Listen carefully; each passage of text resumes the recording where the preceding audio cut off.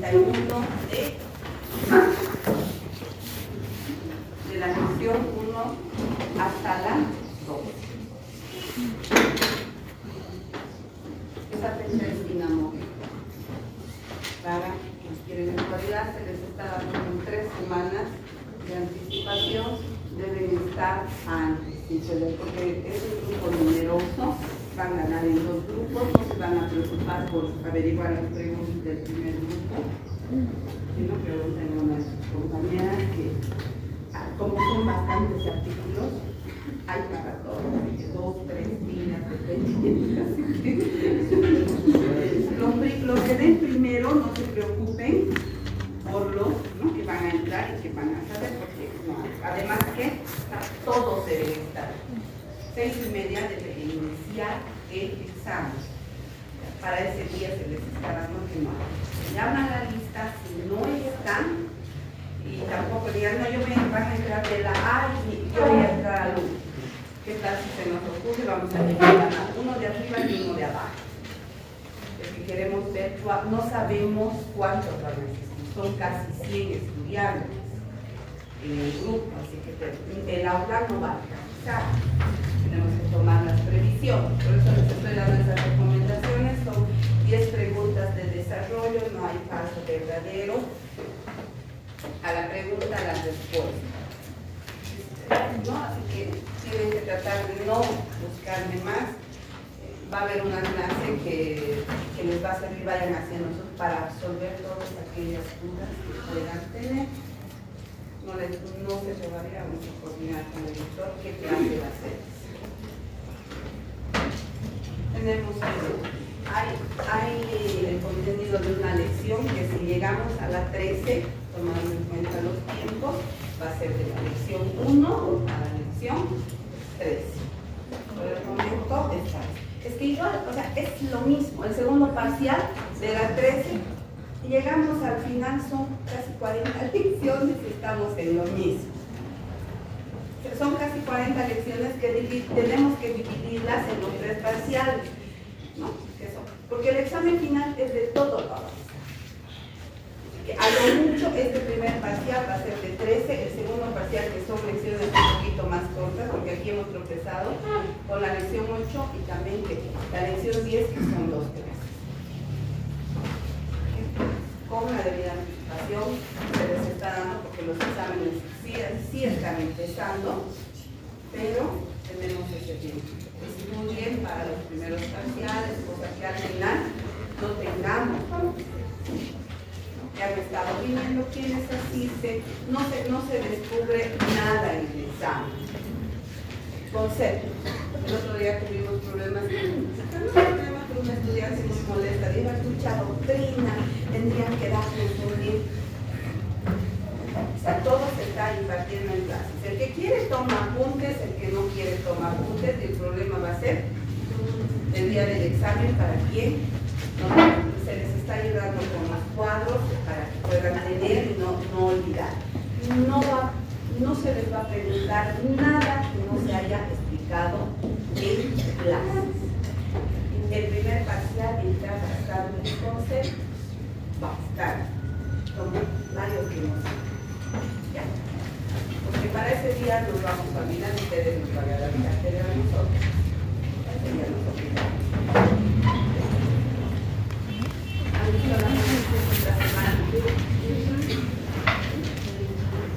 ¿Qué está sucediendo en el entorno? Hay un decreto que han promulgado que es, nos afecta a todos, para materias civiles muy importante. ¿Qué decreto es? Sobre derechos reales, ¿no? Hay un decreto que establece, según los del gobierno, ¿para qué? Para mejorar. Pero para quienes trabajamos en el medio, o sea, que mejorar no hay. Supiera que van a institucionalizar los cambios. Igual es una rosca ahí, pero unos salen, a veces están inventando y a veces están haciendo. Entonces, lo mismo, no pueden despedir a la gente que está. No va a mejorar mucho el uso de que dicen las cosas mejor. Se debe ir al servicio. Y en materia penal, ¿qué nos dice?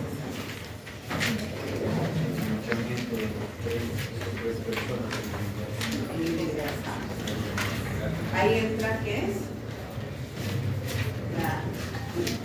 ¿Qué justicia es esa? ¿Será que tenemos que tomar en cuenta, de acuerdo a las circunstancias, hasta dónde va a llegar esa justicia y qué otro tipo de delitos más? Aunque en medio del ámbito jurídico esto va a quedar, porque debido a que a veces se deshacen de delincuentes y la misma policía no identifica, ¿no? Se hace de la vista, ya no prefieren no ver, porque al final ellos, según el criterio de ellos, son delitos. Pero los derechos de las personas están protegidos por quién? Por tanto nacional como internacionalmente, desde la Constitución hasta los derechos y convenios. Y escuchen, chicos, porque les interesa esto a ustedes. Si no me callo, es lo que empiezo. No, estamos haciendo un poco de tratados internacionales. Y lo último, ¿cómo es, no? Significa bastante. ¿Qué hace la policía? Investiga. Debe protegernos. Hay un policía con 23 kilos de droga. Eso es lo que estamos a nuestro alrededor. Siguen los casos de violencia contra las mujeres, los varones y los niños. En estos días, a raíz de un accidente de tránsito, un individuo trasladado a una clínica particular. Siempre se debe pensar, ¿será que un certificado particular puede reemplazar al certificado médico forense? No. Pero sí se puede. Este niño, a raíz del accidente, tiene un grado de discapacidad, no sé si es motor. En la clínica, antes de que entre operación, han revisado y él tenía rasgos de violación. Aquí está la violencia contra los niños. Ya le quiero preguntar, porque el informe ha salido así en términos generales y es el padrastro quien ha abusado sexualmente. Todo aquello genera violencia. Tenemos que cuidar y siempre preguntar a nuestros hijos. Para quienes recién han llegado, copien la fecha de examen, doctor.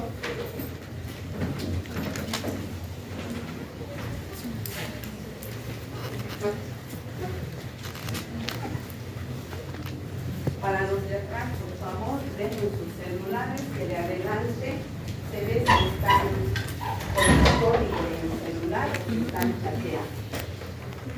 Bien, vamos a completar esta lección de los actos procesales. Están comprometidas disposiciones de esta lección. Comprometidas las disposiciones de 73 al 104, doctor. 104. Que adelanto casi la explicación que vamos a hacer, va a ser ligera, porque la lectura que ustedes vayan haciendo de todas las disposiciones de todos los artículos va a ser más que suficiente. No hay necesidad de ingresar a mayores aspectos que sean pequeños a más elaboración. Vamos a percibir un poco de la doctrina. Esta lección la teníamos también prevista en una otra denominación, régimen de la comunicación procesal. Acts procesales, segunda parte, o régimen de la comunicación procesal, tienen la misma significación. Cuando hablamos con más propiedad del régimen de la comunicación procesal, estamos haciendo hincapié en que la sede donde se van a sustanciar las causas, los pleitos, los litigios, son el centro de la generación de diversas actividades, de diversas diligencias que tienen que ser comunicadas, que tienen que ser informadas, se entiende, a las personas directamente implicadas en un proceso. Las personas directamente implicadas en un proceso política son el actor y el demandante. Pero los que generan esas diligencias, esos actos, no solamente van a ser las partes, sino también inclusive las autoridades judiciales y aún terceros. Cuando hago alusión a terceros, me estoy refiriendo, por ejemplo, a peritos, intérpretes, traductores, todos estos que estoy nombrando, que son sujetos procesados, generan actos, generan diligencias que desde luego tienen que ser puestas en conocimiento principalmente de las partes implicadas en una contienda. Aquí la cosa se reduce, asume un sesgo. Cuando digo de las partes implicadas en un proceso, estoy haciendo referencia a todo.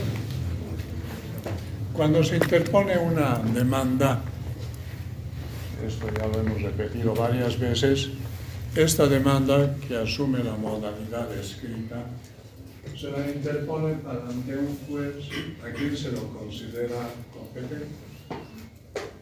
Esta autoridad judicial que se considera competente hace una lectura y hace un análisis de ese pliego escrito, que es la demanda, y hace una confrontación respecto a una disposición expresa que la tenemos en el Código Procesal Civil. Esa disposición expresa que la tenemos en el Código Procesal Civil es el artículo 5.10.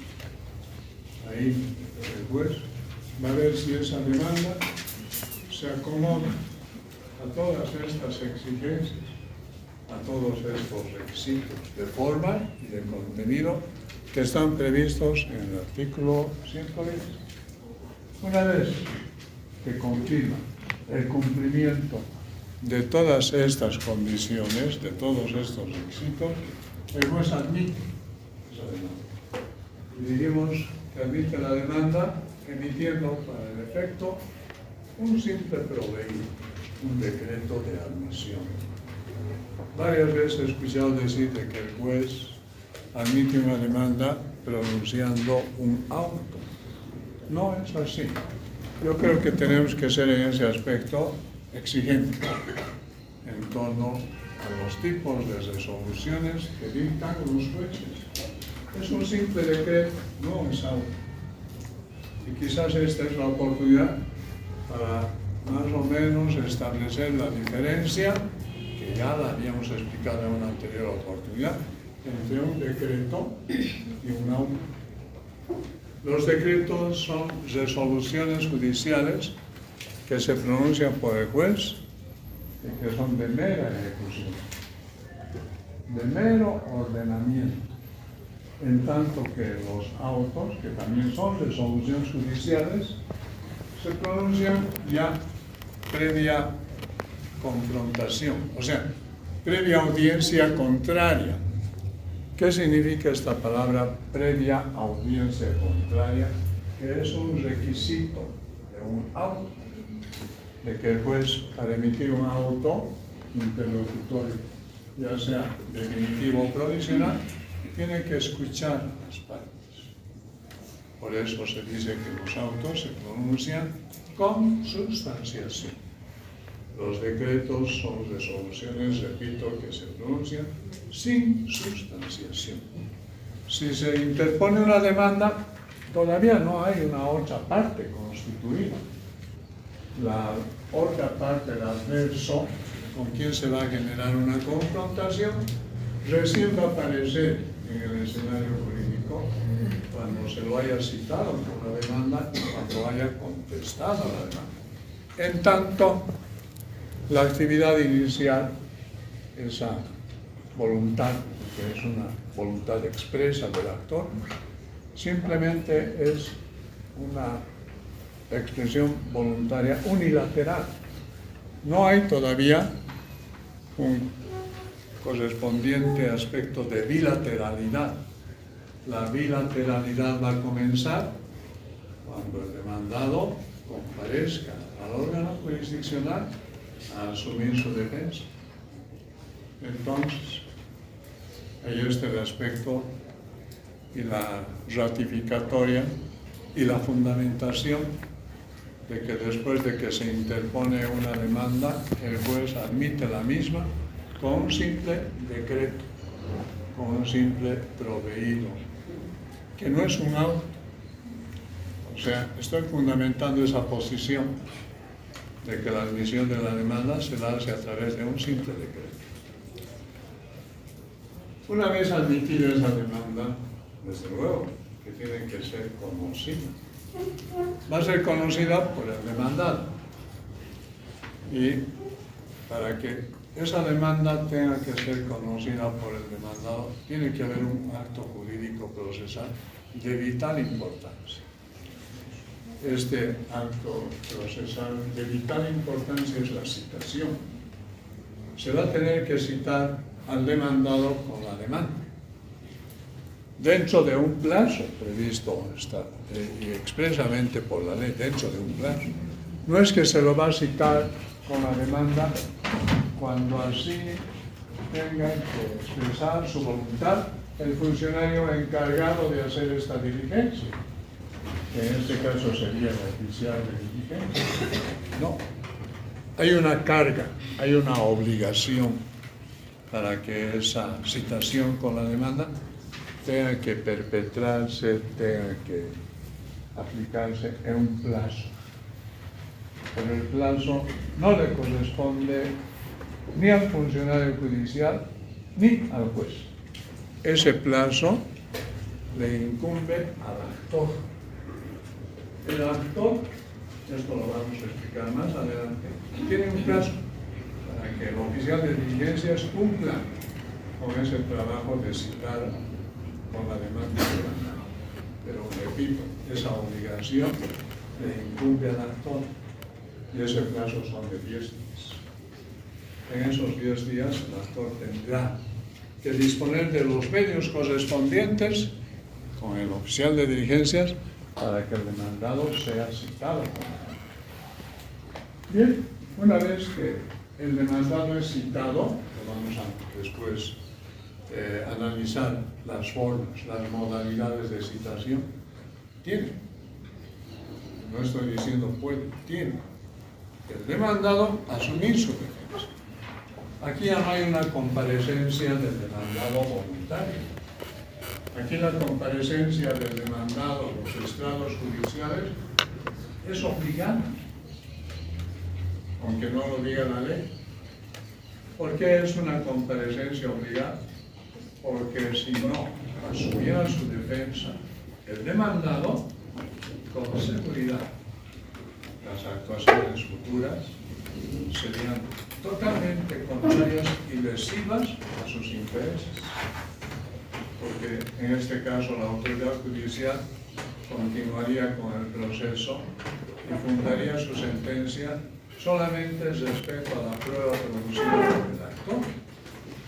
Si el demandado no comparece, ¿qué va a hacer el juez? Repito, el juez se va a ver en la necesidad de dictar sentencias sobre la prueba incorporada y generada por el actor. Por eso es que digo que la comparecencia del demandado es obligada, porque si no, las consecuencias van a ser fatales a sus intereses. Bien, hasta aquí es una lectura de los pasos iniciales que se suceden después de que se interpone una demanda. Pero habrán advertido que en este discurso inicial he aludido varias veces a una palabra denota cierta particularidad, cierta importancia. En el lenguaje jurídico procesal, y esta palabra es citación. La primera actuación procesal que deviene del órgano jurisdiccional no es notificación. La primera palabra que deviene, se descuelga del lenguaje jurídico procesal una vez que la demanda es admitida, es citación. Después de que se cumpla con este aspecto de la citación, van a sobrevenir informaciones que desde luego tiene que hacerlas el órgano jurisdiccional. Pero esas informaciones que van a ser puestas por el órgano jurisdiccional ya no van a ser citación, ya van a tomar otro cariz, van a tener otra denominación. Esas actuaciones se las va a hacer conocer a través de ¿qué? Notificación. Aquí ya estamos estableciendo una diferencia entre la citación y la notificación. La citación casi tiene el mismo compromiso conceptual que un emplazamiento. Y para que tengamos ya desde este momento una noción de lo que es el emplazamiento, nos vamos a trasladar más allá del artículo 111. Nos vamos a remitir al artículo 122. El artículo 122 del Código Procesal Civil, quizás como una excepción, sí, es un precepto que tiene un contenido conceptual. Emplazamiento, a continuación, cuando digo de manera excepcional, este artículo contiene un precepto conceptual, porque dice que el emplazamiento es el llamado que hace la autoridad judicial. En este caso, ese llamado que hace la autoridad judicial, ¿a quién? Al demandado. ¿Para qué?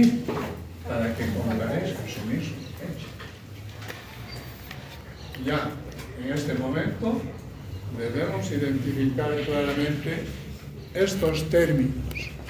Hemos hablado de un primer término, que es la citación. Después, hemos abordado un segundo término que tiene una connotación distinta, que es la notificación.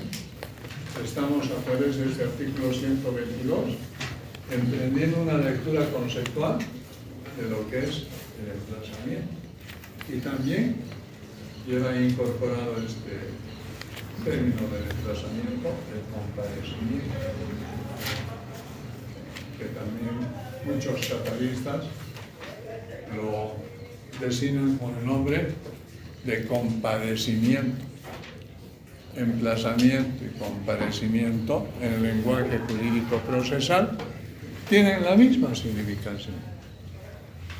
El emplazamiento y el comparecimiento no es sino la personación física, que en este caso hace un sujeto procesal frente a la evidencia de que se ha generado, de que ha nacido un pleito, un litigio.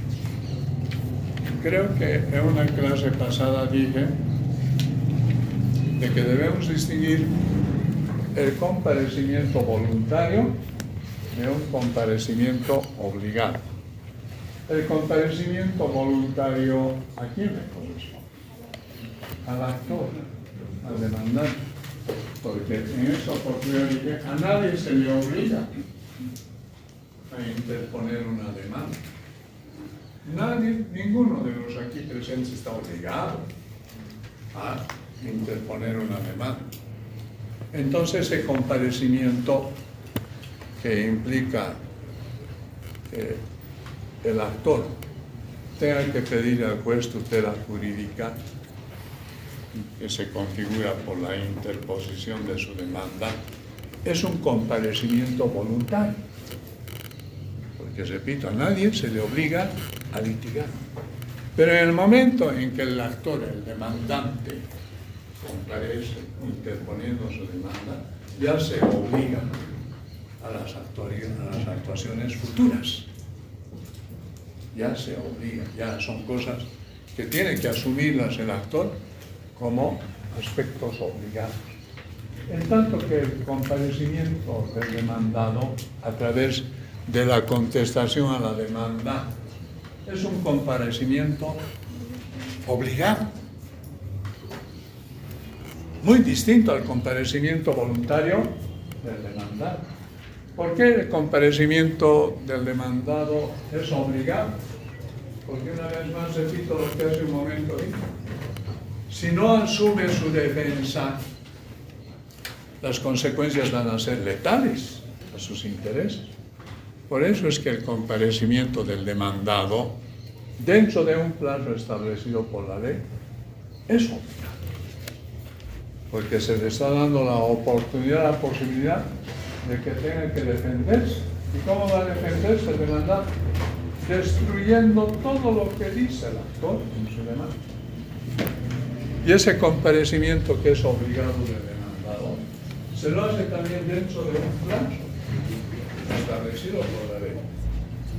Todo esto que estamos explicando tiene mucho que ver con una forma de proceso, porque nuestro Código Procesal Civil, como tantas veces lo repetí, tiene varios tipos de procesos. Entonces, lo que se está explicando recae en uno de esos tipos de procesos. ¿Cuál es ese tipo de proceso? El proceso ordinario. Si el demandado ya está citado con la demanda, repito, su comparecimiento a los estados judiciales tiene que ser obligado. ¿Por qué? Porque tiene que defenderse. ¿Y en qué plazo va a defenderse? En un plazo, estamos en un proceso ordinario. ¿Y cuáles son? No son 10 días, son 30 días. 30 días que van a computarse a partir de la citación. En esos 30 días, el demandado tendrá que comparecer obligadamente a asumir su defensa. ¿Y cómo va a asumir su defensa? Adoptando cualquiera de las estrategias que están establecidas en la ley. ¿Y cuáles son esas estrategias establecidas en la ley para que el demandado se defienda? Contestando a la demanda, oponiendo excepciones a la demanda, reconociendo, o de repente quiera allanarse a la demanda, lo que dice la ley. Esas son las formas cómo debe comparecer obligadamente el demandado a estados judiciales. Citación. Con todo esto que estoy explicando, creo que está claramente comprendida esta palabra de la citación, salvo que habría alguna duda. La parte final, por favor, de la forma de comparecer, eso no lo escuchamos bien. Ya. De comparecer, ¿qué es? Primero, empezaremos por la significación de esta palabra de comparecer. Comparecer es presentarse, personarse. Físicamente, ¿dónde? Al juzgado.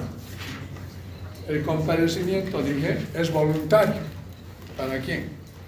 Para el que interpone una demanda. Porque, repito, a nadie se le obliga a demandar. Ese comparecimiento es voluntario. Pero en el momento en que presenta su demanda, las ulteriores actuaciones van a, ¿qué les digo?, implicar al demandante, ya son cosas obligadas. En tanto que el demandado, cuando se lo cita con la demanda, ese es su comparecimiento, ya no es voluntario, es obligado, porque tiene que asumir defensa. Porque si no asume su defensa, las consecuencias van a ser fatales a sus aspiraciones. con seguridad va a sobrevenir una sentencia declarando probada la demanda. Por eso es que el comparecimiento del demandado es distinto al comparecimiento del actor. En este caso, el comparecimiento del demandado es obligado. ¿Se ha entendido? ¿Está claro? O sea, yo lo que le preguntaba, ¿cuáles eran las formas de comparecimiento del demandado? O sea, las formas de contestar. Las formas de defensa. Exactamente. Las formas de defensa que van a ser asumidas por el demandado cuando tenga que contestar a la demanda son varias. ¿Cuáles son? Contestar a la demanda, negando todo lo que dice el actor en su demanda. Así es como tendría que contestar a la demanda. Otra forma, oponiendo excepciones. ¿Cuáles son esas excepciones que tendría que oponer el demandado? Las que están claramente establecidas en el artículo 128. Ahí en este artículo dice excepciones previas. Otra forma que tiene el demandado para asumir su defensa, las de conveniente. Las de convención ya es una contrademanda. Otra forma, allanándose a la demanda, es decir, afirmando todo lo que dice el actor. El demandado, en ese pliego escrito, le dirá al juez: señor juez, todo lo pretendido por el actor es cierto. Me allano. En este caso la cosa se torna fácil. Porque ¿qué va a hacer el juez si se está allanando el demandante? Va a dictar inmediatamente sentencia. Porque el allanamiento, ¿qué implica? El allanamiento implica una confesión de lo que está, en este caso, expresando ¿quién? El actor. ¿Quién hace la confesión? El demandante. ¿Se ha entendido ahora? Sí.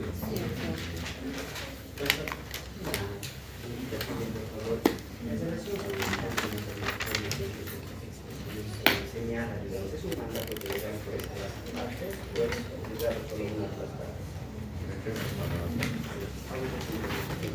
¿Mandato? ¿Qué son los autos? Son actos jurídico-procesales. Estos actos jurídico-procesales que revisten la denominación de resoluciones judiciales son de distintas clases. ¿Cuáles son esas resoluciones judiciales que pronuncia el juez? Desde decretos, que son resoluciones de mero encauzamiento, sin sustitución. Los autos interlocutorios son resoluciones judiciales que se dictan con audiencia contraria. ¿Qué significa que se dicten con audiencia contraria? Significa que ante una petición de cualquiera de las partes del demandado, el juez tiene que escuchar al otro. Para que después de haber escuchado al otro, recién el juez resuelve sobre ese petitor. ¿Y cómo va a resolver? Apoyándose en un fundamento legal. Por eso se dice que los autos interlocutorios son resoluciones judiciales que se dictan con sustanciación. ¿Qué significa que sean resoluciones que se dictan con sustanciación? Que van precedidas de contradicción. En los decretos, en las providencias simples, no hay contradicción. El ejemplo que puse: se interpone una demanda. Inmediatamente el juez ya dicta un decreto de admisión o de rechazo de la demanda. Es una resolución que se dicta sin sustanciación. En todo caso, no hemos todavía llegado a la lección de resolución judicial. Las vamos a volver, voy a volver a explicar todo esto cuando estemos abordando esa lección de resoluciones judiciales. Este es un simple anticipo explicativo. ¿Bien? Pertinente a la explicación que estoy haciendo, ¿hay alguna duda? En materia penal, por ejemplo, cuando no se presenta, hay una declaración que se le dice para que continúe el proceso. Pero en materia civil, hay alguna resolución, algún para que después también hay una declaratoria de rebeldía, pero no nos persistemos. Eso es lo que puede suceder en sí. Repito una vez más. ¿Hay alguna duda en torno a lo que he explicado? Ya. Entonces, vale. Estamos en el ámbito de las citaciones, que es un primer acto, ¿verdad? Que emana del órgano jurisdiccional, las citaciones. Ahora podemos ya estar en condiciones de establecer cuántas clases de citaciones están previstas en nuestro Código Procesal Civil. Las citaciones que están previstas en el Código Procesal Civil son citación personal, citación por cédula, citación por comisión y citación por delito. Entonces, frente a la pregunta, ¿cuántas clases de citaciones establece nuestro Código Procesal Civil? 4. Personal, por cédula, por comisión y por delito. Cada una de estas formas de citación tiene su propia estructura, es decir, tiene su propia regulación normativa. Empezando por la citación personal. Se dice que las citaciones del primer acto va a tener que realizarse por el órgano jurisdiccional. Este primer acto que conlleva la comunicación que tiene que hacerse de la demanda ¿a quién? La demanda. Entonces, para que ese primer acto que conlleva comunicar al demandado de que existe una demanda en contra suya, se la hace de manera personal. Y la descripción ya está ilustrándonos por el sentido común. Se lo va a citar con la demanda, entregándole una copia de la demanda. ¿A quién? Personalmente. Es como si en este momento yo tuviera un pliego escrito y le entrego personalmente. ¿Quién va a hacer esta citación? Un funcionario autorizado. ¿Quién es ese funcionario autorizado? Va a ser entrega física de una copia, que es cédula. Cuando ustedes escuchen hablar de la palabra cédula, no es sino una copia de una actuación procesal. La cédula es una copia de una actuación procesal. En este caso, esa citación personal con entrega física de esa cédula respecto a qué actuación procesal, a la demanda, al proveído, porque esa demanda tiene que haber sido, dijimos, admitida. ¿Quién va a admitir la demanda? ¿A través de qué? Entonces, estos elementos, estos actos, son cédulas. ¿Me comprenden? Copias que se van a entregar personalmente. ¿A quién? Al sujeto procesal, que es el demandado. ¿Quién lo va a hacer? Un funcionario autorizado. ¿Quién es ese funcionario autorizado? El oficial de diligencia. Y para que haya constancia de que se ha cumplido con esta actuación procesal, ¿qué tiene que hacer este funcionario judicial? Elaborar una diligencia. En Cochabamba, a los 10 días del mes de mayo, a horas 9:30, cité personalmente con la demanda a Carlos Concheros, entregándole las cédulas correspondientes. ¿Quién? Recibiendo las mismas, se rehusó a firmar. Porque tiene que haber una constancia de que efectivamente estás recibiendo esas cosas. Pero de repente el demandado, como casi es frecuente, va a negarse a firmar. Pero para que esa diligencia tenga que ser válida, tenga que generar consecuencias jurídicas válidas, ¿qué tiene que hacer el oficial de diligencia? Va a tener que aún una persona que esté en las inmediaciones, sí, por favor, que sea testigo de actuación. De que estoy entregando todo este material a Carlos Concheras, pero no quiere firmar la diligencia que está posible. Entonces usted, por favor, firme como testigo de actuación. Este testigo de actuación tiene que ser debidamente identificado. Repito, no es parte. Este testigo de actuación no es parte. Es una persona auxiliar a estos efectos. ¿Quién se va a identificar? Yo me llamo Carlos Semper. No hay problema. Edad. Es el testigo de actuación. ¿Qué edad tendrá que tener este testigo? Mayor de 18 años, dice. Será. El Código Procesal Civil no dice de un testigo de actuación. ¿A qué fuente tenemos que recurrir para determinar la edad de este sujeto procesal que va a dar fe de lo que se está haciendo? Al Código de Procedimiento Penal, donde sí hay una disposición, nada que ver con capacidad. La capacidad procesal es a los 18 años. Estamos diciendo que no son 18 años. ¿Dónde debemos acudir para determinar la edad de este testigo de actuación? Al Código de Procedimiento Penal, ahí hay uno. Y dice toda persona mayor de 14 años. Aquí está el conflicto. Porque la capacidad para obrar se establece a los 18 años.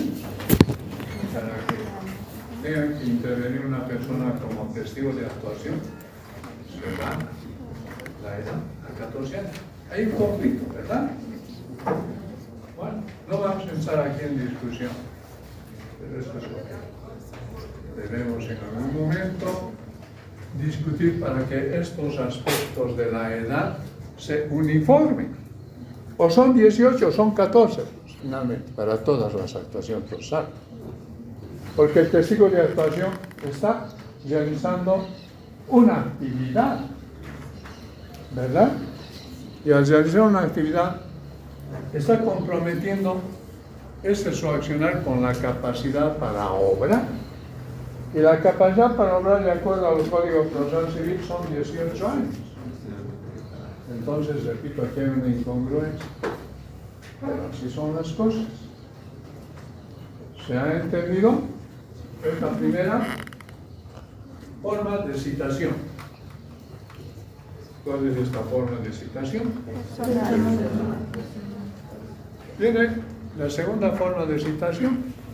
De repente no es habido, no es encontrado el demandado. ¿Qué va a suceder? En la opción de diligencia, en este caso, si no es encontrado el demandado, va a tener que practicar la citación por cédula. ¿Y qué significa que esta citación sea practicada por cédula? Que se deben entregar copias de las actuaciones que ya las había hace un momento determinado descrito a quién, a un familiar suyo, a una persona que viva en el domicilio. ¿En qué tipo de domicilio? Real. Domicilio real. Como va a preguntar seguramente este funcionario judicial, ¿vive aquí Carlos Concheras? Sí. Por favor. No se encuentra. Bueno, no va a decir la opción de voy a volver a la tarde. No. Usted es pariente, sí, soy pariente, soy dependiente. Voy a entregarle estas copias, estas cédulas. Hay una demanda que es interpuesta por San Carlos Concheras. Entonces, le voy a entregar estas cédulas. Se lo va a identificar a esa persona a quien se le está entregando físicamente esos actuados procesales. Se lo va a identificar y se va a correr la diligencia. ¿Quién va a correr la diligencia de citación? Repito, la opción de diligencias. ¿No? Y que se estén entregando las cédulas correspondientes que constan una copia de la demanda interpuesta por Juan Pérez.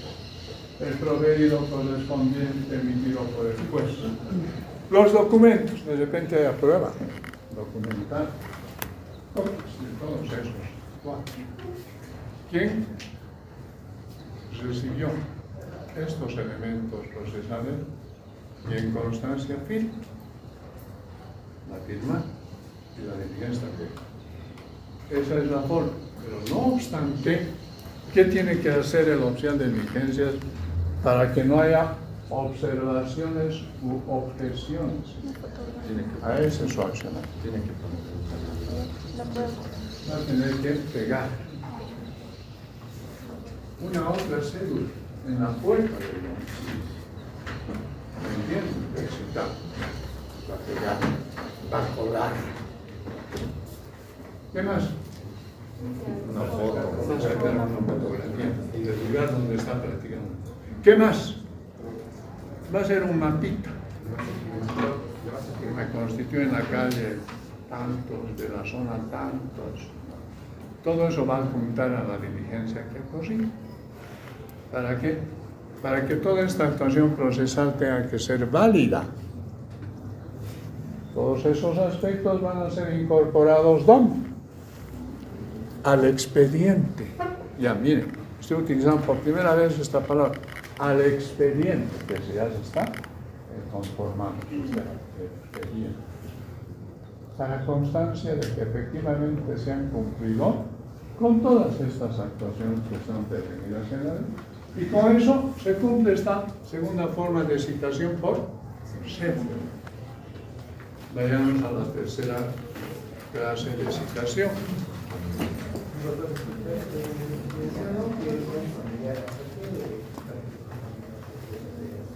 ¿Perdón? No dice, hasta un dependiente, no simplemente la familiar, hasta un dependiente. Entonces, si la ley es tan amplia que no solamente tiene que entregar esos elementos procesales a un familiar, se entiende que no va a tener que decidirse por la ley hasta el cuarto grado de consanguinación. Cuando está permitido que se entregue también a un dependiente o un dependiente. ¿Entiendes? Vayamos a la... Doctor, en la demanda, cuando se hace la demanda, nosotros sí a veces se pone, ¿no? Para fines de notificación, con el oficial de diligencia, en la demanda es necesario poner en el otro sí que la diligencia son para el oficial, con el oficial. ¿Verdad? El demandante que hace como práctica habitual al pie de su demanda, en un otro sí. Sí, oficial de diligencias, una fórmula sacramental que pone el actor, el demandante, en un otro sí.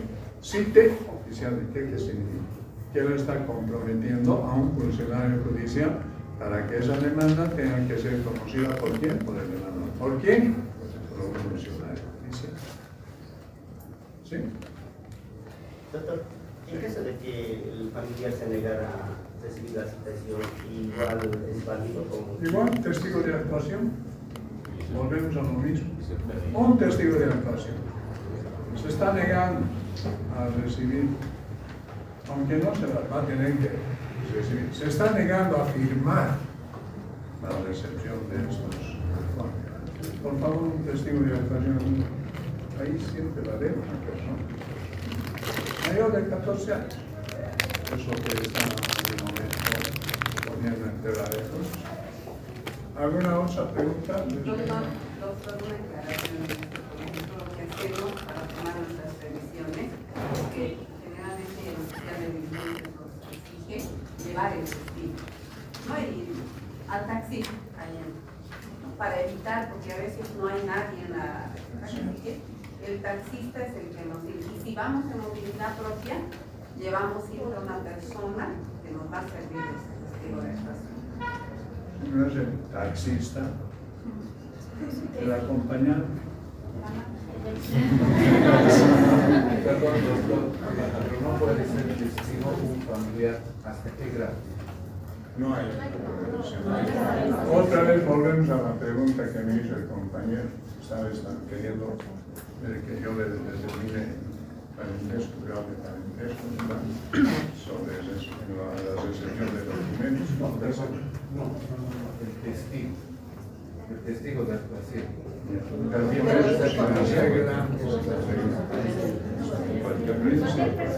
también se extiende a este acto. Yo puedo llegar, yo soy opción de diligencias, ¿me entienden? Yo puedo llegar al hijo. Porque la opción de diligencia siempre que no se ¿Acaso ejerce jurisdicción el oficial de diligencias? ¿Quién ejerce jurisdicción? ¿A quién se lo excusa y se lo recusa? Al juez. Yo soy oficial de diligencias. Y no me vas a acompañar. Porque de repente el dependiente de no le voy a practicar la situación, no quiero firmar. Y tú me vas a servir de testigo de actuación. ¿Sí? Con eso queda claro. Vayamos a la tercera forma de citación por comisión. ¿Qué implica la comisión? De que las actuaciones procesales tengan que realizarse en un lugar alejado de la sede del órgano jurisdiccional donde se ha radicado la causa. Supónganse que la demanda ha sido admitida aquí en el cercado, en Cocha de la ciudad.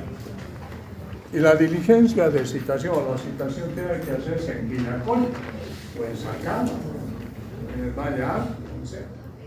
¿Qué va a suceder? Aquí va a haber una comisión expresamente autorizada por el juez para que una autoridad policial, una autoridad desacada de Quillacollo, nos haga el favor de practicar esta situación. ¿Me entienden?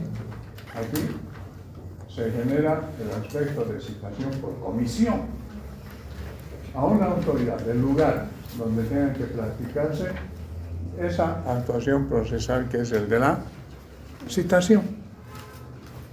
No hay mayores problemas. Pues no creo que haya necesidad de una explicación más profunda al respecto. Lo que sí amerita una explicación detenida es la cuarta forma de citación, y eso es para despejar las dudas y preguntas que me hizo el compañero.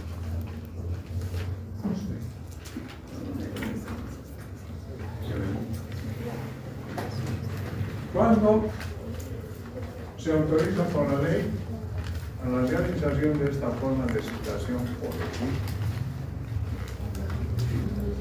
claro, no se conoce el paradero. Y desde luego tampoco se conoce la identidad, pero parece una incongruencia, ¿no? Que se desconozca la identidad del demandado, parecería una incongruencia. Pero depende de la naturaleza del proceso. ¿Qué es lo que habitualmente sucede en los estrados judiciales respecto a demandas dirigidas contra personas cuya identidad se desconoce? Pero sí, hay procesos. Sí, pero voy a ser más concreto en mi pregunta. ¿Cómo es que se tenga que admitir demandas, como dice el presunto interesado, o contra demandados cuya identidad se desconoce? Habrá procesos en los que tengan que admitirse demandas contra presuntos interesados o cuyas identidades no se las conocen. Sí, hay. ¿Cuáles son esos procesos? No.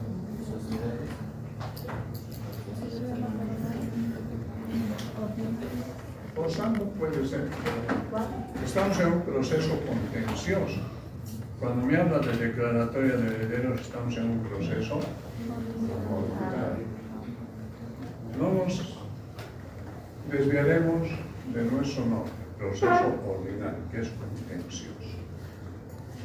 Habrá algún proceso, repito, en el que tenga que dirigirse la demanda contra presuntos interesados o demandados cuya identidad se desconoce. ¿Perdón? Sí. Demandas de usucapión. ¿Qué sucede? Esto es habitual en procesos judiciales. Interpongo una demanda de usucapión decenal. Hay personas que ya están asentadas en un terreno baldío. ¿Me comprende? Ya hay personas que se asientan en un terreno baldío y ahí construyen su casa. ¿Verdad? Y después quieren legalizar su posesión. ¿Cómo van a legalizar su posesión? A través de una resolución judicial que les declare que son dueños. ¿Y cuál va a ser el proceso, la vía? Un proceso de usucapión. El actor, estos que se han asentado en ese terreno, van a decir, dirijo la demanda contra presuntos interesados o contra personas que no conozco. ¿Quién será el dueño de este terreno? Por eso es que estoy demandando usucapión decenal. Esa usucapión decenal es ¿qué les digo? Viciosa. Por eso es 10 años. Porque hay otra usucapión quinquenal, son 5 años. Eso es de buena fe. Esta segunda, no me gusta utilizar esta palabra, pero es de mala fe. ¿Sí? Ahí está. Entonces la demanda se dirige contra personas que no se conocen, peor, ni se sabe dónde estarán, si realmente viven. Pero para eso, ¿qué hace el juez? El juez, a los efectos de que no tengan que haber problemas, exige del actor un juramento de que no conoce el paradero ni la identidad de esos supuestos demandados, si hubiera, ¿me entiendes? Y no solo eso que se exige por la autoridad judicial, también la autoridad judicial va a requerir un informe de las autoridades correspondientes en torno a la posible identidad del terreno que va a entrar en el equipo. Va a exigir, en este caso. Doctora, ¿a quién se exige esto?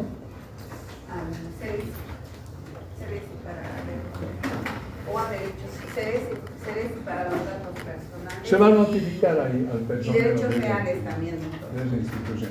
Y va a haber una certificación. Sí, de esta repartición pública de que no se sabe, no corresponde. Entonces, ¿qué está haciendo el juez? Está garantizando los supuestos derechos de aquellas personas cuyo paradero se desconoce o cuya identidad tampoco se la conoce. Está garantizado. ¿Verdad? Pero, igual, el juez va a tener que pedir un juramento al actor. Jura de que no conoce la identidad. No, juro que no conoce. Pero, lo único que yo, señor juez, a través de mi demanda, voy a demostrar pues, que estoy asentado en este terreno de 500 metros cuadrados ubicados en tal lugar desde hace 10 años. Todo el vecindario me conoce como si yo fuera dueño. Y vivo desde hace 10 años, conjuntamente con mi familia. Y además he dotado a ese terreno de los servicios básicos, agua potable, luz eléctrica. ¿Me comprende? Y eso lo voy a demostrar en el curso del proceso. Por eso estoy demandando usucapión. Entonces, ¿qué va a hacer el juez? Va a ordenar que se cite, después de que se hayan prestado todas estas exigencias, de que se hayan cumplido todas estas exigencias, que se los cite por edictos a esos presuntos interesados cuya identidad se desconoce. Los edictos van a ser publicados. ¿Dónde? En un periódico de circulación nacional. Hay una excepción. En aquellos lugares donde no hubiera estos medios de comunicación, se van a plantear los edictos en las calles más importantes, en la plaza principal. Esto sucede en los pueblos, ¿ya? de los edictos, ¿por cuántas veces tendrán que ser publicados? 2 veces. Con intervalo no mayor a cuánto se publica. ¿Cuál es el caso que el juez concede para que estos presuntos interesados o cuya identidad se desconoce tengan que comparecer a asumir su deber? No sucede eso, ves, en los 30 días que va a ser el juez. A través de una resolución judicial, ¿qué tipo de resolución judicial? Un auto interlocutorio juntado va a declarar la rebeldía de estos sujetos procesales que no han comparecido a asumir deberes y va a nombrar, ¿qué va a nombrar? Un abogado defensor de oficio. Sobre este abogado defensor de oficio pesa una responsabilidad de que tiene que agotar todos los medios disponibles a su alcance para ponerse en comunicación, esto genera risa, para ponerse en comunicación con esos supuestos interesados, para hacerles saber que en su contra, si son varios o en contra de ellos, se ha entablado una demanda. Ese es el trabajo que desarrolla el defensor de oficio. Que en todo caso a él le corresponde después seguir con las ulteriores actuaciones procesales propias de una contienda. Contestará la demanda. Yo me pongo a pensar, ¿no? Creo que la doctora tiene esto más difícil. ¿Qué va a contestar? Negando, siempre negando. Por eso, pero es una fórmula sacar en campo.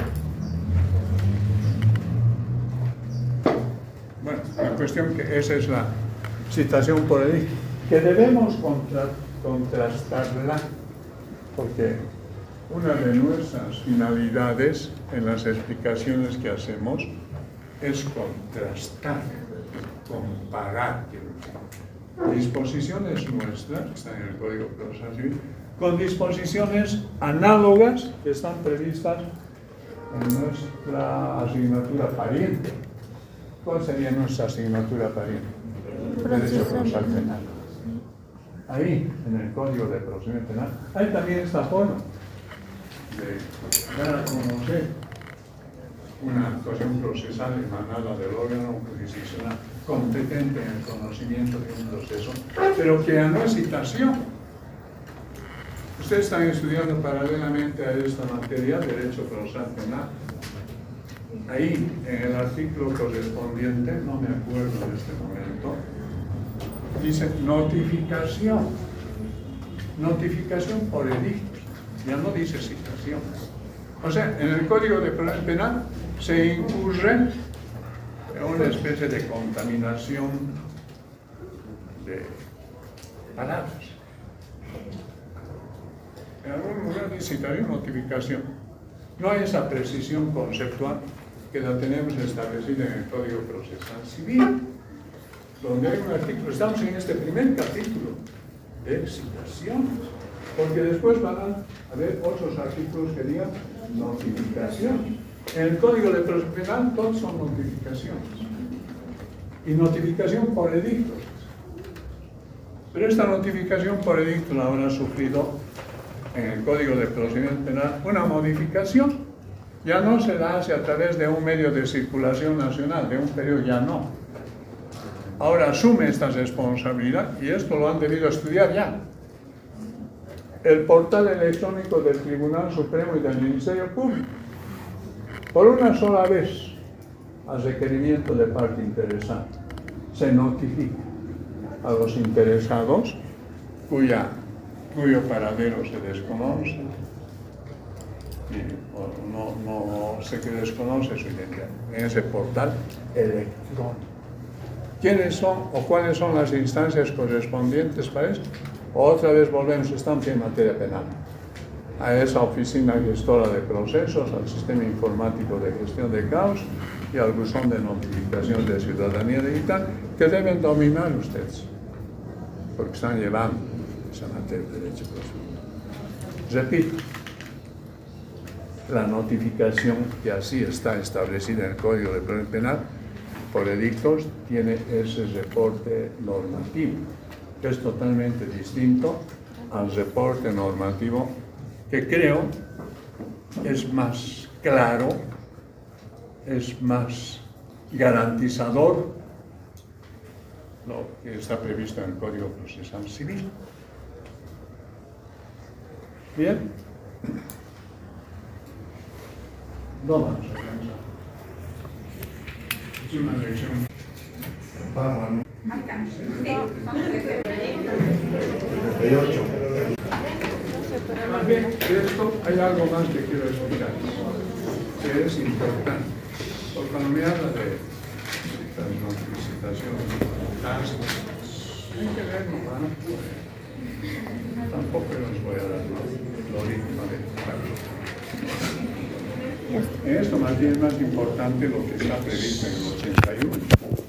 El 81 del Código Procesal Civil que dice provisiones. Eso es importante. Porque generalmente nosotros hacemos preguntas relativas a las provisiones. ¿Y qué son las provisiones? Son también medios de comunicación, pero establecidas estas formas de comunicación por tribunales superiores y que se dirigen, que tienen como destinatarios a tribunales y jueces inferiores, de oficio o a petición de parte. ¿Respecto a qué? Respecto a determinadas actuaciones procesales. Ya no son citaciones, ya no reciben el nombre tampoco de notificaciones. De acuerdo a este artículo 81, son provisiones, repito, que son formas de comunicación de actos procesales que se descuelgan de los tribunales supremos a órganos o tribunales inferiores, a solicitud expresa de parte interesada o de oficio. ¿Y cuántas clases de provisiones están previstas en este artículo 83? Provisiones citatorias, compulsorias y ejecutorias. 3 clases de provisiones: citatorias, compulsorias y ejecutorias. Cada una de estas provisiones tiene, desde luego, sus particularidades. Pero a mí me interesa más darles un ejemplo, porque en la pregunta que se tenga que formular, yo no voy a decirles, a ver, repítame lo que dice el artículo 81. No, lo que yo quiero es ejemplo. ¿Qué tipo de provisión de todo lo que hemos estudiado podríamos poner como ejemplo? ¿A alguno se le ocurre establecer esta investigación en este momento y decir, sí, por lo que ya hemos estudiado, colijo que una provisión estaría comprometida en este acto que ya lo hemos estudiado? Bueno, yo os voy a dar un ejemplo, ¿no?, para que se los estimule y ustedes puedan estudiar y de repente encontrar más ejemplos. Cuando hemos estudiado el conflicto de competencias, ¿qué dijimos del conflicto de competencias? Que es un incidente procesal. Pero este incidente procesal ya no se promueve por las partes, sino por las autoridades judiciales, que se disputan por el conocimiento de un proceso que rompe, quebranta un principio. ¿Cuál es ese principio que se quebranta cuando hay esta disputa entre 2 o más jueces? La unidad del proceso. Un proceso, dijimos, no puede fraccionarse, no puede dividirse para que sea conocida una parte por un juez y otra parte por otro juez. No, el proceso es uno. Entonces, hay un conflicto de competencias cuando 2 o más jueces se discuten sobre el conocimiento de un proceso. Nadie da brazo a torcer. Y de esto dijimos que hay 2 caminos para resolver eso. Una que es de oficio y otra que es a petición de parte. La de oficio es sencilla su explicación. La autoridad que se considera incompetente se aparta del camino y dice, pues, colega mío, usted conoce. ¿Listo? Se resuelve todo. Pero el problema subsiste cuando los dos siguen empecinados en el conocimiento de ese proceso. ¿Y cuál va a ser la solución? A petición de pago. ¿Y cuáles van a ser los caminos? Dos. ¿Por la inhibitoria o por la declinatoria? ¿Qué es lo que hemos estudiado en ese momento? Solamente un camino, la inhibitoria. Y dijimos que era un incidente procesal específico. Dijimos, es un incidente procesal específico. ¿Por qué? Porque tiene su propia regulación normativa. ¿Y dónde está esa regulación normativa específica? En el artículo 17 y 18. Por eso es un incidente procesal, no genérico, específico. ¿Y cómo se resuelve, en último? Por el Tribunal Departamental de Justicia. El Tribunal Departamental de Justicia resuelve este conflicto de competencias pronunciando para el efecto ¿qué? Un auto interlocutorio definitivo, por el que ya determina qué juez es competente. Sí, esa es su resolución del Tribunal Departamental de Justicia por medio de un auto interlocutorio definitivo. Tiene que hacerse conocer, ¿verdad? ¿A quiénes? A las autoridades que estaban peleando y también a las partes. ¿Y cómo se les va a hacer conocer a las autoridades? No notificándoles, sino por medio de provisiones. ¿Qué tipo de provisión será de las 6 que he enunciado? ¿Provisión citatoria? ¿Provisión? ¿La otra es? Compulsoria. A ver, 3 tipos de provisión: citatorias, compulsorias y ejecutorias. Ese es un ejemplo. Ahora, a ustedes les corresponde seguir leyendo y ver qué otro tipo de provisiones más hay. Eso era lo importante de esta primera parte, más que la situación solear. Bien, ahora sí. La clase próxima, notificación.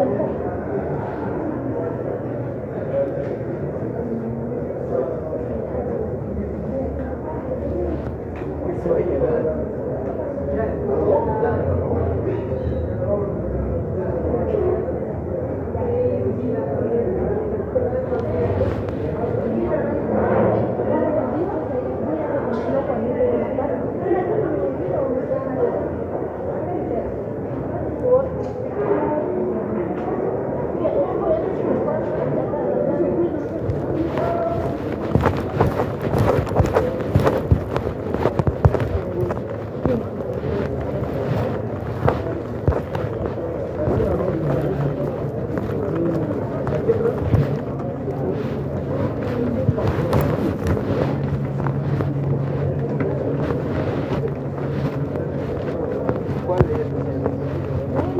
A todos.